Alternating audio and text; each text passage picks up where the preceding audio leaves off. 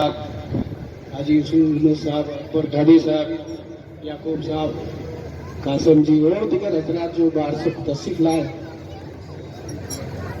नन्हे मुन्ने बच्चे, इतना बढ़िया प्रोग्राम उन्होंने पेश किया है कि आज मेरा बचपन याद आ गया इसमें। और जिन्होंने इसकी तैयारी कराई है तो उनको बहुत मुबारकबाद देना चाहता हूँ। इतने बढ़िया लहजे से उन्होंने इसको तैयार किया है। हमें लगता है आज हम बच्चे बन गए इनके साथ। आज हमारे पोते पोती जी याकूब साहब कह रहे हैं कि बच्चे प्रोग्राम पेश कर रहे हैं इतने बढ़िया संगीत के साथ। मैं टीम 11 जिसने जी जान से इस प्रोग्राम की तैयारी की है, मैं उनको सैल्यूट करता हूं। राजस्थान के अंदर शायद कोई एजुकेशन में काम हुआ है, वो ये बीकानेर से शुरुआत हुई। मैं हर किसी भी सम्मेलन में, किसी भी प्रोग्राम में बोलता था यार एजुकेशन, सब स्पीच देते हैं एजुकेशन की कमी है, लेकिन मैं सोचता था काम कौन करेगा, स्पीच देने से कुछ नहीं होता। आपकी दुआ से सन 2018-2019 में इस बंदे ने 2 प्रोग्राम आप राजस्थान लेवल के आपके सामने पेश किए हैं और आप सब उसमें हजरात हाजिर थे और अपने दम पे पेश किए, अकेला आदमी। उसके बाद में जो मेरे जो साथी हैं, मैं उनके लिए कुछ कह नहीं सकता, जितना मेरे को सपोर्ट दे रहे हैं आज भी है। हिम्मत पहले खुद को करनी पड़ती है, पहले खुद को करनी पड़ती है, किसी सहारे का तलाश हो। आज क्या है कहते हैं ना कि अकेला चला था जाने को मंजिल, लोग आते गए कारवां बनता गया। तो पहले आपको कहीं न कहीं से पहल करनी पड़ेगी। आपको दोनों प्रोग्राम पेश करने के बाद में 2 साल मैंने कोरोना में कोई प्रोग्राम नहीं किया। बहुत फोन आए उसके बाद में, कोरोना खत्म होने के बाद में मैंने कहा मैं कोई प्रोग्राम नहीं करूंगा। हमारे जो प्रमुख सलाहकार है, मेरे बड़े भाई हनीफ साहब, मेहराज साहब, ये हमारी कमेटी है, सलीम साहब, हम सब आपस में सलाह करके कोई काम करते हैं। बिना हनीफ साहब, मेहराज साहब के कोई भी मैसेज कौम के अंदर फॉरवर्ड नहीं होता है, बिना उनकी इजाजत के कोई काम नहीं होता है।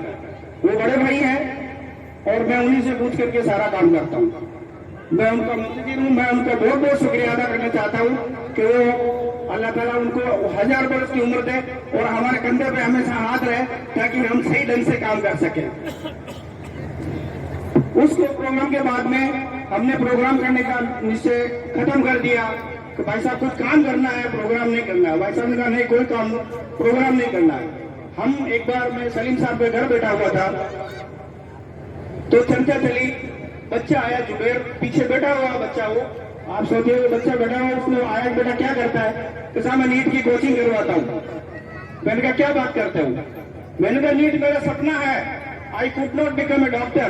मैं 1977 में जनरल में था, मैं सेलेक्ट नहीं हो पाया और मेरे से कम परसेंटेज वाले SC ST वाले आज डॉक्टर में रिटायर हो गए। मुझे वो दर्द जमाने भर जिंदगी भर रहा, लेकिन मैंने सोचा कि मेरे कौम के बच्चे जिनके पास पैसा नहीं है उनको मैं डॉक्टर बना के छोड़ूंगा।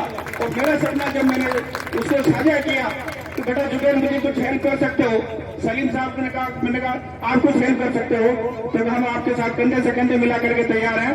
जुबेर जो बच्चा है वो यहाँ बैठा हुआ मीटिंग में, आज वो जूलॉजी और बॉटनी बिना किसी पैसे के, बिना चार्ज के मेरी पूरी कोचिंग को फ्री पढ़ाता है।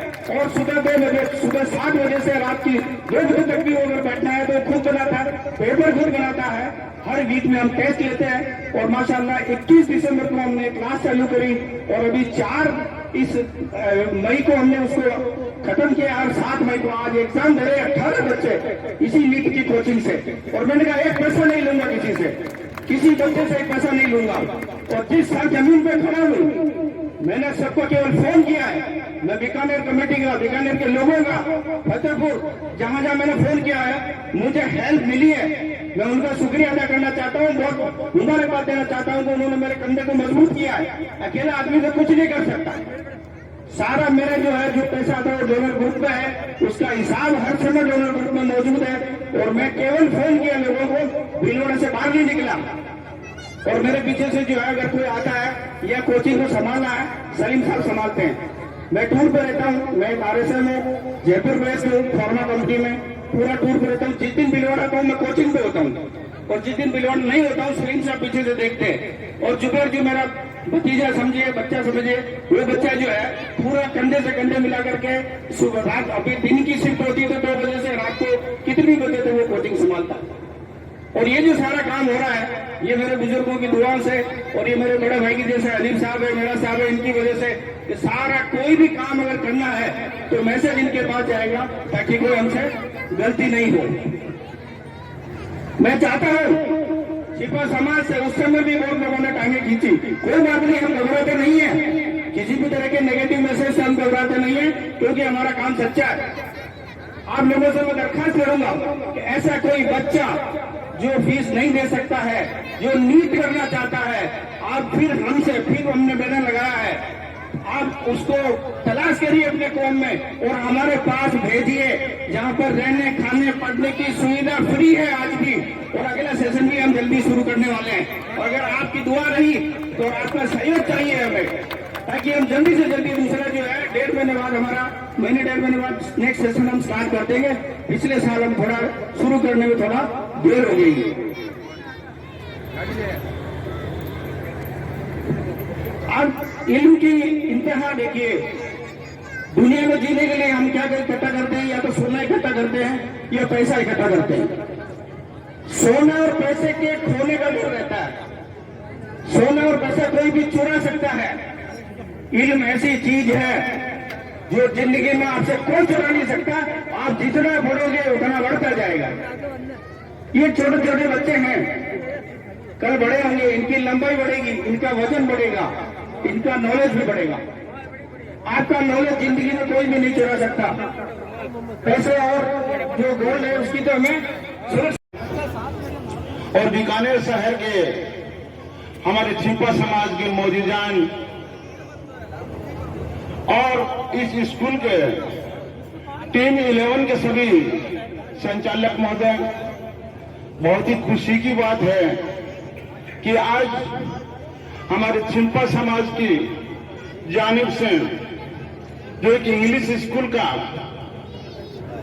उद्घाटन होने जा रहा है, इसके लिए मैं टीम 11 और बीकानेर के सभी छिपा समाज के सभी बुजुर्गान का बहुत बहुत बधाई देता हूं, मुबारकबाद देता हूं कि बहुत दिनों से हमने व्हाट्सएप पर बहुत कुछ देखा कि हमारे शिक्षा के क्षेत्र में काम होना चाहिए, शिक्षा के क्षेत्र में काम होना चाहिए।